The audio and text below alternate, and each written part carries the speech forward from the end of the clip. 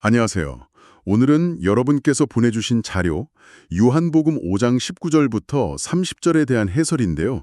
제목이 참사랑과 생명의 길입니다. 이걸 좀 함께 깊이 들여다볼까 합니다. 네, 이 자료가 보니까 예수님과 하나님 아버지의 관계, 또 예수님의 권능, 그리고 영생, 여기에 대해서 좀 독특한 해석을 담고 있더라고요. 맞습니다.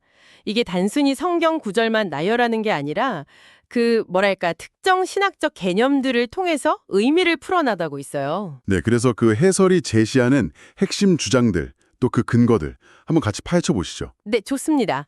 이 자료를 보면 해당 성경 구절들을 해석하면서 하늘 부모님이라는 표현을 써요. 하나님을 이제 부모로 표현하는 거죠. 아, 하늘 부모님. 네, 그리고 참 부모님.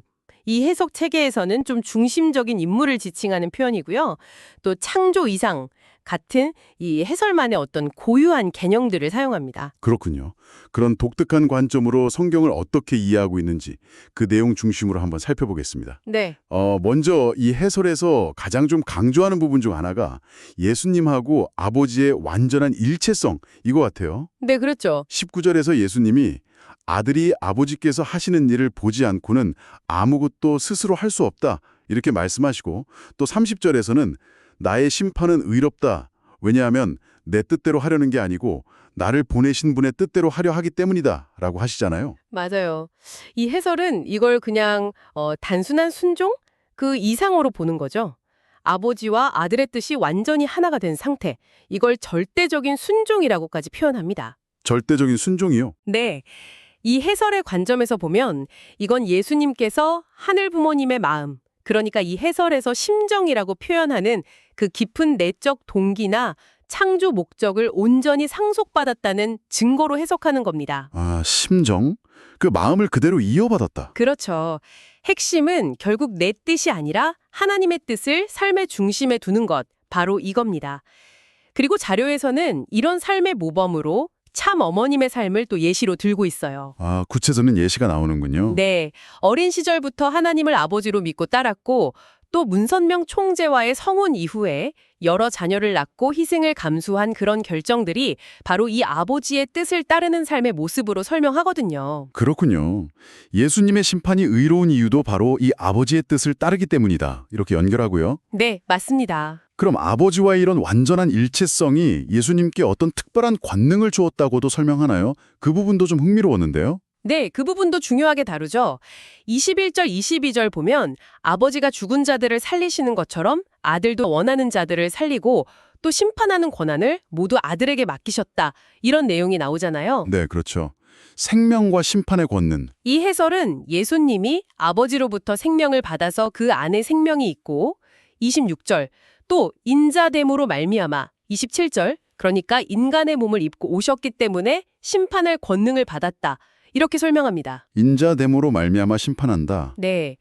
그리고 여기서 중요한 게 아들을 공경하는 것이 곧 아버지를 공경하는 것이다. 23절이라는 점이에요. 더 나아가서 이 자료는 좀 더 독특한 해석을 제시하는데요. 어떤 해석인가요? 인간의 타락 때문에 하나님과의 관계가 끊어졌는데 이게 예수를 통해서는 영적으로 회복되고 참부모님을 통해서는 영육으로, 그러니까 영과 육 모두 완전하게 이어진다. 이런 믿음을 제시하고 있습니다. 아, 예수를 통해 영적으로 참부모님을 통해 영육으로 이어진다. 상당히 구체적인 설명이네요. 그렇죠. 그래서 아들을 공경하는 것이 아버지를 공경하는 길임을 더 강조하는 맥락으로 이해할 수 있습니다. 그렇다면 29절에서 말하는 선한 일과 악한 일에 따른 부활의 차이는 이 해설에서 어떻게 좀 더 구체적으로 설명되나요? 이 해설에 따르면 선한 일이라는 건 단순히 그냥 착한 행동, 이걸 넘어서는 개념이에요. 하나님의 뜻을 중심으로 참사랑.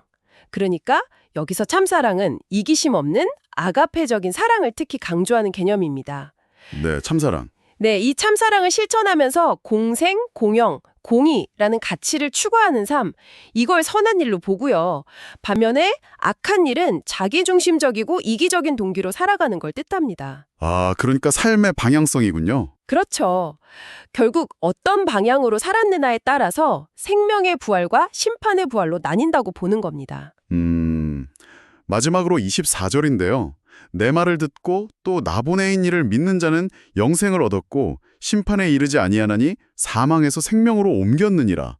이 구절이 참 인상적인데 영생이 먼 미래의 일이 아니라 믿는 순간 이미 시작된다는 거잖아요. 맞습니다. 바로 그 점을 이 해설에서도 굉장히 강조해요. 여기서 믿음이라는 건 단순히 머리로 동의하는 걸 넘어서 삶으로 직접 살아내는 실천을 의미합니다. 실천적인 믿음? 네.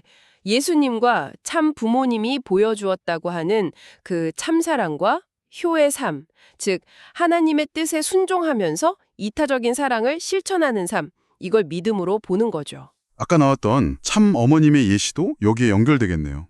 네, 그렇습니다. 자료에서는 참 어머님이 자신의 소유를 나누고 또 낮은 자리에서 헌신했던 삶을 이런 참사랑 실천의 구체적인 예로 다시 한번 제시하고 있어요. 이렇게 살아갈 때 비로소 사망에서 생명으로 옮겨지는, 즉 영생을 현재적으로 경험하게 된다. 이렇게 설명합니다. 현재적인 경험으로서의 영생이군요. 그렇죠. 종합해보면 오늘 살펴본 이 자료는 요한복음 5장 19절에서 30절을 통해서 예수와 아버지의 완전한 일체성, 그리고 거기서부터 비롯된 생명과 심판의 권능을 설명하고요.